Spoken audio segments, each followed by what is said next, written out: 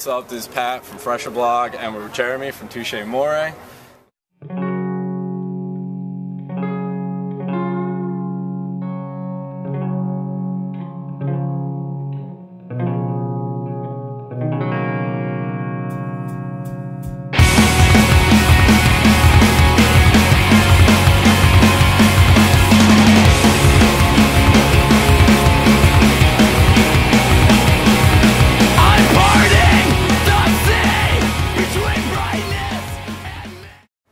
We played Romania.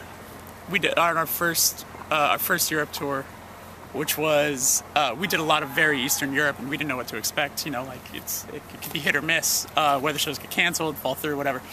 So we played Romania, and one of the bands we were doing a couple shows with, their van, their van couldn't start, and we were still in Budapest. So we had our GPS told us like a 4-hour drive or 5-hour drive to Romania. Of course, the GPS does not know that those are roads that aren't really roads. So like, it took like 9 hours to get there. And when we showed up, we were very late. Promoter yelled at us right when we got there, just like screamed at us how like the show is a curfew. So we play, the promoter is in the crowd, like going nuts, like jumping on people, whatever. And then tells us we have to stop, like, that's it, that's all the time we have. Cuts us off, and then like 4 songs into our set tells us like, that's it, we have to stop. And then takes half the guarantee money and leaves. We woke up the next morning and there was like nothing in the area to eat because we were like outside of like a bus station. And so we all bought like a bag of cereal, like a little bag of cereal, and little tiny milks, and just poured it into our hands and just like ate it with toothpicks.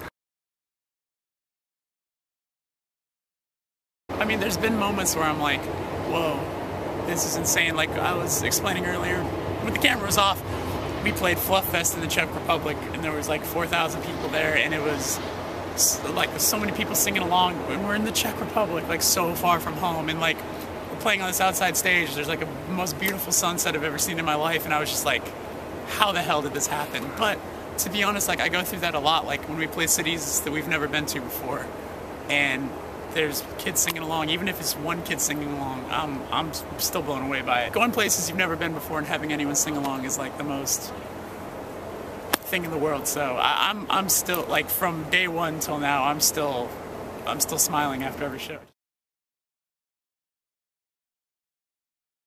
We just finished doing Rise Against in Europe, and we didn't know those guys at all. Those 4 dudes are 4 of the most punk dudes I have ever met in my life, ever. Like, they're more punk than some of the other dudes we've toured with before. Now, would never say names or anything like that, but like, those dudes get it. Like, they are so punk, and they did everything, you know, like they played the smallest places till now they're playing these crazy arenas, and like, though they're successful, they're still so fucking punk and so awesome or whatever. So like, it was inspiring to be like, yo, these dudes are still 100% down. Best advice I can give specifically to local bands is don't overplay your city.